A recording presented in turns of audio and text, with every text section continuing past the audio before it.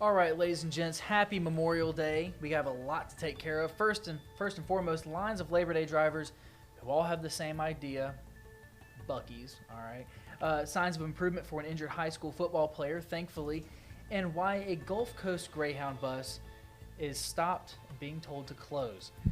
We'll get started right now. This is News 5 Now, streaming live to your neighborhood and around the world. All right, hello everyone. My name is Asher Red. As most of you know, I'm a reporter here at WKRG. Thanks for joining in with me on WKRG News 5 Now. So every day, this is really for three things, right? We want to give you the big stories of the day. We want to see how you answered in our question of the day and see how you voted in our Facebook poll.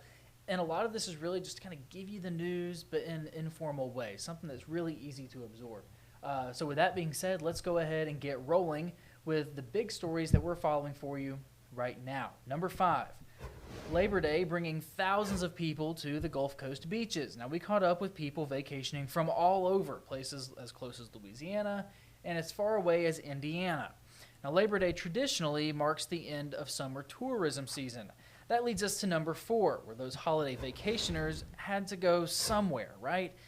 And that created a lot of bumper-to-bumper traffic on places like the Beach Express. Also on I-10 or the Causeway, if you take that way as well. Many drivers had the same idea, a pit stop at Buc-ee's before heading home. Now, some of them calling it a holiday tradition and saying that sitting through all of that traffic was totally worth it. I disagree. That traffic was not fun getting here today. Number 3, a Labor Day tragedy on one local roadway.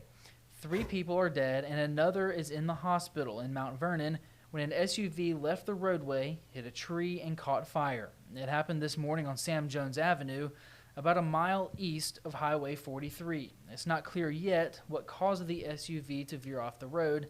The Alabama Law Enforcement Agency is still investigating. Number 2, a rule change is eliminating the only Greyhound bus station between Pensacola and Panama City.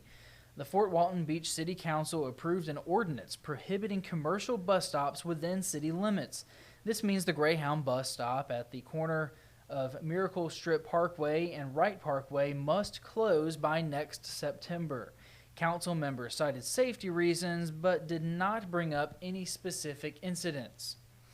And number 1, a local high school football player injured in a hit and run is showing signs of improvement. The mother of 17-year-old Nathaniel Lyons says her son was taken off of a ventilator. Lyons was injured on August the 24th after being hit by an alleged drunk driver on Massachusetts Avenue in Pensacola. Lyons plays football for Pine Forest. And that's our look at the big stories that we're counting on for right now at this hour.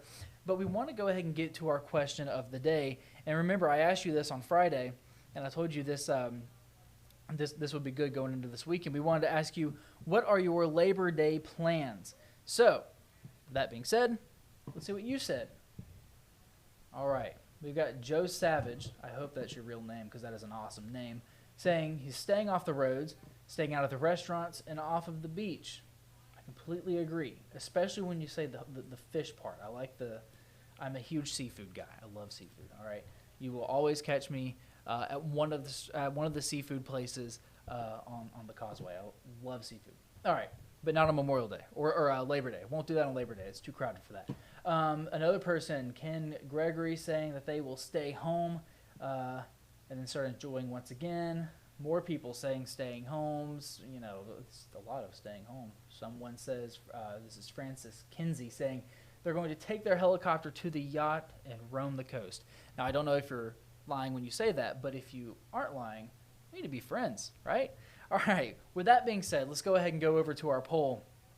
I told you this on Friday when I asked you this, when I mentioned that this would be the poll. I said, this is going to stir up some trouble. So we're going to go ahead and go over to that, and it says we wanted to know, should trans minors in Alabama be treated with puberty blockers and hormones, yes or no? Here's how you voted. 20% of you say yes, and 80% of you voted no. And this is something that's been quite a talker for a few years now. I remember I was in, I believe, college when this started kind of becoming a conversation. But it's very interesting as to what we think here on the Gulf Coast, right?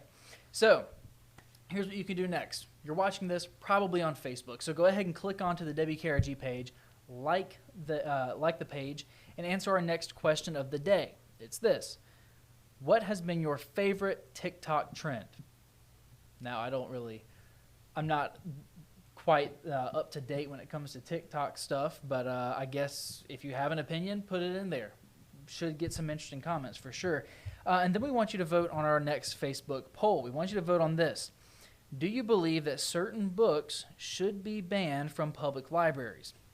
That will be, like I said in the last one, that'll be something that we get a lot of discussion from. I know when I was in high school, I think even middle school too, I was reading some of those books that are now banned. I was reading them as part of my regular class curriculum. So it'll be interesting to see how you guys vote on that. But like I said, we'll be back with those results tomorrow. With that being said, go ahead and turn on your television. I believe CBS is on right now, CBS Evening News, and then we'll be right back with WKRG News 5 at 6. And until then, that's all we've got. We'll be right back here tomorrow. So thanks for joining us right here on WKRG News 5 Now. Have a good one.